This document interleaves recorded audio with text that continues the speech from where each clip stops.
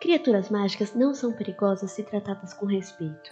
Essa é uma citação da ideologia de Hagrid durante a saga de Harry Potter. E é com essa citação que a gente vai iniciar o nosso episódio de biologia, para falar um pouquinho sobre essa relação da biologia dentro da saga de Harry Potter, essa biologia mágica que a gente tem na saga. Eu sou a Lorena, apresentadora do Pottercast, e hoje nós vamos começar o episódio Mandrágoras e Micro-Organismos, Biologia de Hogwarts.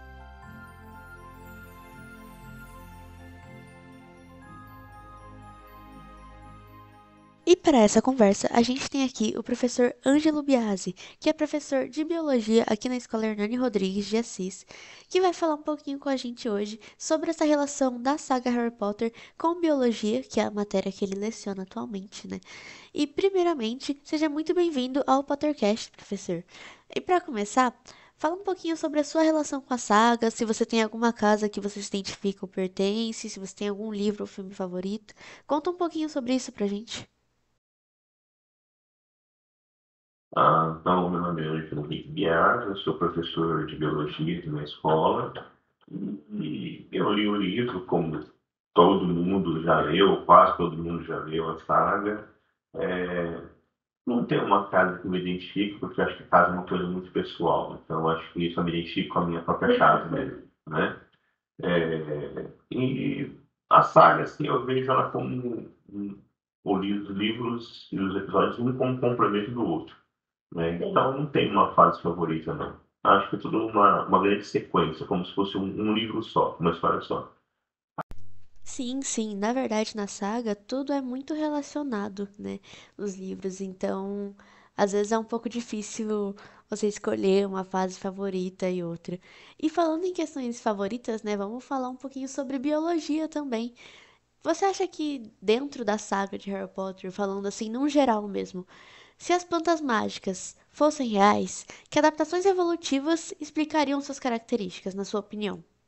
Na verdade, na nossa história, nós temos plantas mágicas, né? Se você pegar ao longo de toda a história da nossa humanidade aí, sempre teve alguém que teve planta como algo mágico, né? Vamos pegar pelo princípio curativo delas, né? A capacidade que elas têm de trazer a cura, né? Ou de incitar outras coisas, né? Mas vamos pegar no princípio da cura, né? Quando você não tem a base científica, a explicação científica, aquilo é tido como algo mágico. Então, na verdade, o livro retrata como a nossa humanidade realmente pensava, que existia um poder mágico, um poder místico por trás, né? Então, existem várias histórias, o folclore é cheio disso, né? Agora, o que é uma adaptação evolutiva? Uma adaptação evolutiva é uma característica que um ser vivo tem para se adaptar ao ambiente. Ponto. Isso acontece ou por seleção natural ou por mutação, né? No caso da seleção natural, algumas situações extremas ocasionou um processo seletivo e as mais adaptadas sobreviveram, né? Muitas vezes essa adaptação tem relação com as substâncias químicas que elas produzem, certo? Então é lógico, depois dessa característica ser transmitida, todas as plantas que vierem nas gerações seguintes também têm as mesmas características químicas. Nós aproveitamos essas características químicas para inúmeras coisas, né? Desde a produção de medicamentos até compostos químicos para a indústria. Então, na verdade, né, o que é apresentado no livro como uma característica mágica é o que acontece na realidade. Só que a gente não coloca como uma característica mágica, já que a gente conhece o princípio ativo, o princípio farmacológico e bioquímico. Sim, sim. Além disso, como você comentou bastante, muitas plantas nossas já são mágicas porque elas têm efeitos, né, muito importantes na medicina, efeitos de cura, por exemplo. Na saga também tem muitas plantas mágicas que têm efeitos anestésicos ou paralisantes, por exemplo. Quais são as plantas reais, assim, especificamente, que possuem propriedades semelhantes e como que elas podem ser usadas na medicina, essas plantas anestésicas e paralisantes? Na sua opinião, como que elas poderiam ser usadas? Vamos pegar como exemplo os opioides ou os canabinoides, né? E hoje existe uma grande discussão sobre a utilização do canabidiol, né, que tem dois princípios químicos, o THC e o CBD, que podem ser utilizados na medicina tanto para tratamento de epilepsia, controle de dor, para processo inflamatório, né? Então, na verdade, assim, nós temos plantas que nós usamos com esses efeitos. Lógico que se você utilizar de maneira inadequada, terá um outro efeito indesejado que você não quer, né? Mas na medicina nós utilizamos essas plantas e nós dependemos delas. Por que nós dependemos dela? Porque nós não temos a capacidade de sintetizar do zero muitas substâncias químicas. É difícil para a gente criar algo do zero. Então a gente já usa aquilo que tem na natureza. Na verdade, o livro ele retrata como o processo científico acontece. E você buscar na natureza o princípio químico, farmacológico, para você poder utilizar depois. Né? Isso dentro da sociedade, todo mundo fez isso. Né? Dos egípcios aos indígenas brasileiros. Todo mundo fez isso ao longo da história. Sim, na verdade, tudo da saga se relaciona muito com os aspectos da vida real, né? Isso foi muito notável durante essa temporada do podcast, né? A gente conseguiu extrair química, matemática, literatura, psicologia. E então não é só uma área, né, das ciências, no caso a biologia, mas sim todas. Mas a biologia também é uma das bem principais, até um pouco escancaradas, para falar a verdade. Como na herbologia, por exemplo. Você acha que ela pode ser muito comparada com o estudo de botânica na biologia moderna? De que forma isso poderia ser feito, se sim? Na verdade, vamos dizer assim, um modo bonito de você mostrar o estudo da botânica, né? Certo? O estudo da botânica é uma das áreas mais antigas que nós temos na biologia, assim como a biotecnologia, né? Apesar de parecer um termo novo, mas é uma prática muito antiga. Mas ela é aquilo. Você estudar o quê? Como a planta vai se reproduzir, que substância química ela produz, como ela cresce, qual é o tipo de fertilizante. E você não emprega isso só na farmacologia. Vamos imaginar o seguinte, que o estudo da botânica ele é essencial porque se a humanidade precisa comer, nós precisamos entender como as plantas crescem, desenvolvem e produzem seus frutos. Né? Então, ele é muito importante por conta disso. Às vezes a gente deixa a botânica meio de lado, deixa meio esquecida, mas ela tem importância porque o planeta precisa comer. Né? Então, na verdade, o que a gente vê, não só na saga do Harry Potter, mas em várias outras, é como isso é feito, lógico, né? Digamos assim, de uma maneira um pouco mais amorosa, bonita, simpática, né? Não tão assim, não tão como um processo industrial, né? Não tão como um processo científico, mas é basicamente o que acontece. Sim, na verdade, é bem notável o como a botânica ela é um tanto deixada de lado. Muitas pessoas, na verdade, nem gostam muito dessa área, né?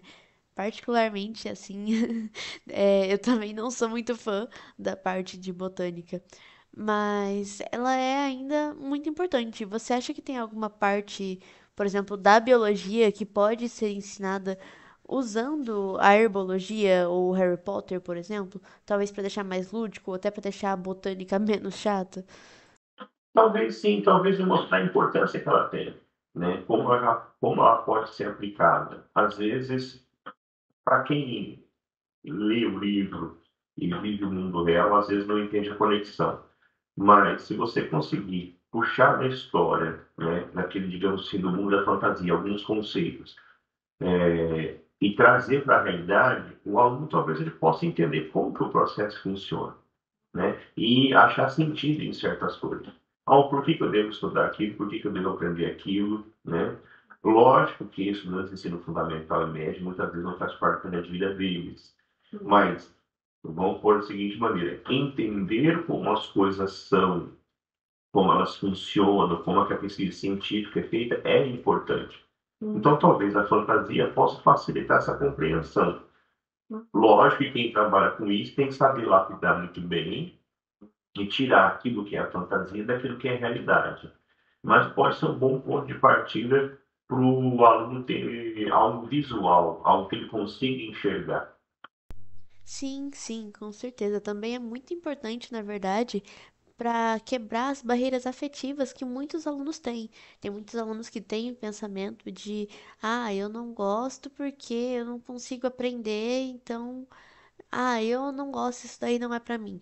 E abre mão, sabe? Às vezes você usar Harry Potter de uma forma mais lúdica é muito importante para quebrar essas barreiras efetivas, como já foi inclusive debatido algumas outras vezes aqui no Pottercast, né? Mas você acha também que dá para ensinar não só a herbologia, mas também ensinar biologia ou outras áreas usando criaturas mágicas como analogias, como por exemplo usar os hipogrifos para conseguir ensinar o respeito ao território animal, por exemplo? Você acha que é possível fazer isso? Criaturas mágicas, elas são baseadas em criaturas reais. Lógico que algumas você faz um misto de várias criaturas, Sim. né? O que é interessante você utilizar criaturas mágicas? É você trabalhar alguns conceitos que são reais, né?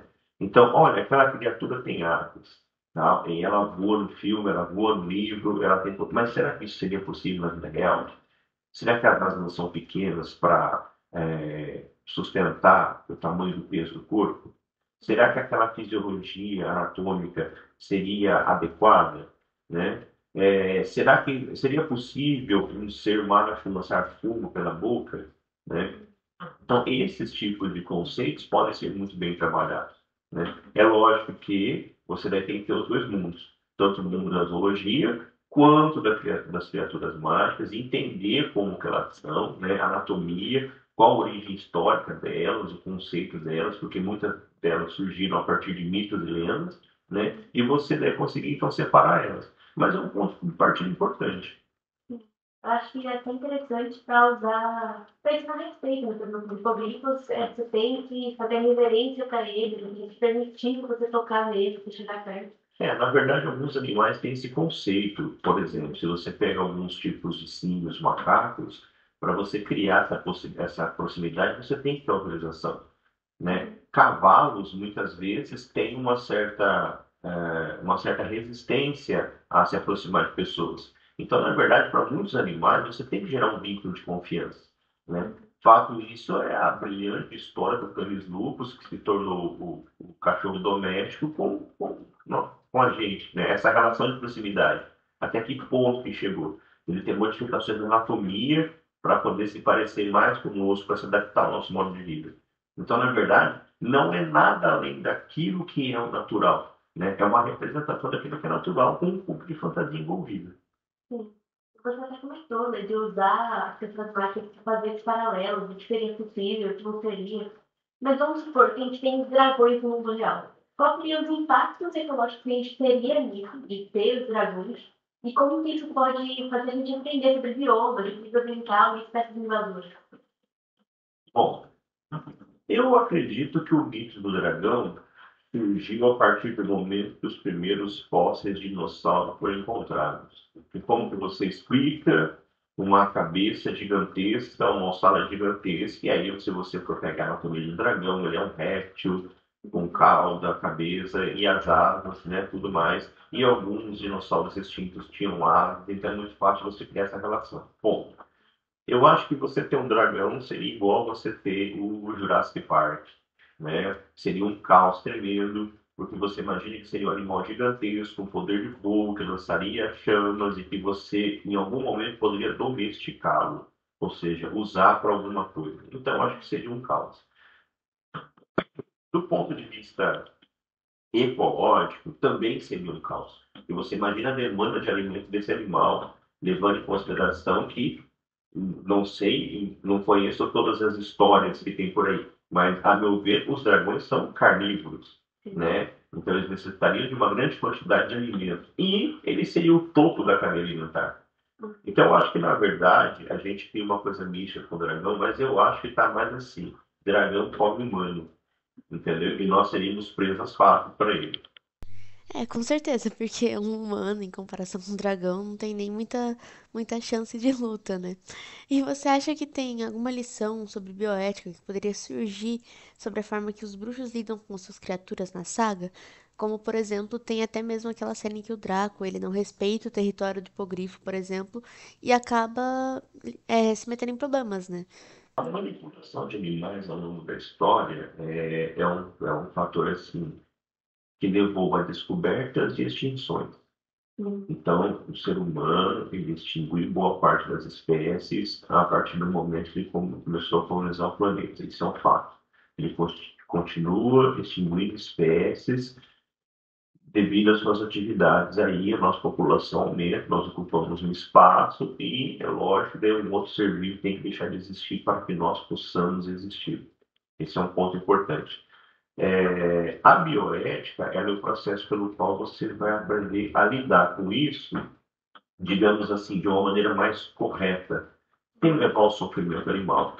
E quando você transforma isso numa ideia, você cria, digamos assim, um ser mágico um pouco mais humanizado, para que as pessoas consigam entender essa relação de respeito e não tenham o animal apenas como um ser irracional, né? Ou um ser comercial, como é o caso das criações de bovinos, suínos e aves, né? Então, acho que o fato de você humanizar um animal mágico cria essa relação de proximidade. E aí, então, as pessoas começam a entender o que é respeito por um animal. É um ser vivo, assim como a planta. Hoje nós sabemos que todos os seres vivos, você pega os animais, todos eles têm sofrimento, quando tem dor. Existem grandes estudos falando sobre depressão de animais domésticos, por exemplo, que são abandonados, né? Então, essa questão do respeito, ela está ligada com a questão da bioética. Como que você vai lidar com aquele ser vivo? E aí a gente pergunta, mas você não usa os ratinhos para fazer experimentos? Sim, você utiliza. É a única forma que nós temos de fazer testes, principalmente clínicos, para vacinas e medicamentos, mas existe todo um processo legal que é envolvido, a forma como esses animais vivem, a forma como eles são tratados e também como eles são acompanhados até o final da vida, né? Então existem vários processos que envolvem animais, como por exemplo a produção de soro, né? Soro anti-escorpiônico, anti-aracnídeo, anti-ofídeo, né? Onde utilizam cavalos para produção de soros, né? Mas existe todo um código de conduta, um código de ética para você trabalhar com esse animal. Infelizmente, nós não temos outro modo de fazer isso. Nós não temos uma tecnologia que permite nós fazermos somente ensaios in vitro, ou seja, com células sem animais vivos, e nós temos resultados assim satisfatórios. Nós ainda precisamos fazer esse tipo de teste, mas existe um código de conduta para isso. Sim, sim. E ainda que você não seja muito fã da botânica, como você já havia comentado, né, anteriormente, se você tivesse a oportunidade de pegar qualquer planta mágica da saga, qual planta mágica você mais gostaria de estudar na vida real e por quê? Eu acho que eu pegaria todas as plantas que têm poder de cura. Eu acho que eu vou a partir desse princípio, o poder de cura. Eu acho que as plantas têm essa característica. Muitos animais conhecem essa característica, né? Eles utilizam de plantas. Mas eu acho que aquilo que a planta tem de mais sensacional é o poder que ela tem de alterar o funcionamento biológico do corpo, né? E de curar certas enfermidades, combater certos vírus e bactérias, né? Eu acho que eu exploraria todo tipo de planta que teria esse poder. Mesmo porque vamos pensar assim, de um modo um pouco mais assim, ah, não tão bonito, não tão fantasioso, né? A indústria farmacêutica rende milhões, né? Bilhões de dólares ao ano. Então vamos pensar assim, é uma busca incessante pela cura, né? Sabemos que temos aí inúmeras doenças que afetam a nossa sociedade que ainda não tem cura, e as plantas podem nos trazer muitas respostas. Então, eu acho que eu iria atrás de todas as plantas que têm poder de cura.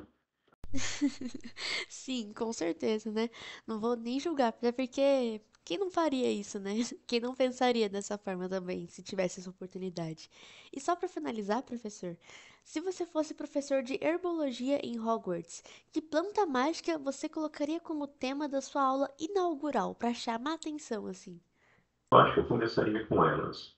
Eu começaria com as plantas de cura. Porque vamos pensar assim: se você está numa escola de magia, e em algum momento você vai combater um ser maligno extremamente poderoso, né? Eu pensaria primeiro o seguinte: leva os frasquinhos com cura, porque se você se ferrar, você vai conseguir se curar, né? Porque todo filme acaba, toda a história acaba assim, né? O livro acaba assim: olha, sempre tem um ser maligno para ser enfrentado, sempre tem um monstro, e a primeira coisa é o quê? é a deterioração física, é você ter algum tipo de lesão corporal. Então, eu acho que isso seria importante, né? Você começar por aí. Depois você ensina outras coisas. Depois você leva, mas primeiro você leva a salvaguarda ali, o bônus extra, a vida extra para a batalha daí.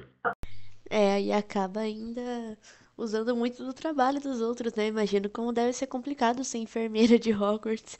Todo ano ela deve estar lá recebendo as mesmas pessoas e pensando, nossa, mas todo ano isso. É, bem aquela coisa assim, tipo assim, você não aprendeu da primeira vez, né? Você sempre vai lá e vai de novo atrás da clínica, né? Você não aprende da primeira vez, né? E vai, e vai, e vai, e vai, e vai, né? Sim, pois é, né? Mas, professor, o episódio de hoje, Mandrágoras e Micro-Organismos, vai ficando por aqui, tá? Mas muito obrigada por ter vindo, por ter disponibilizado o seu tempo para estar aqui participando do nosso podcast, tá? Espero que você tenha se sentido muito bem-vindo aqui. E eu espero que todo mundo que tenha ouvido tenha gostado tanto de ouvir esse podcast quanto eu gostei de participar dele. Muito obrigada, professor. E obrigada também a você que está ouvindo o nosso podcast, que pode se inscrever aqui no nosso canal do YouTube e também acompanhar as postagens nas outras redes sociais do GED que vão estar aí no final do vídeo e na descrição para acompanhar também o lançamento dos próximos episódios. Muito obrigada!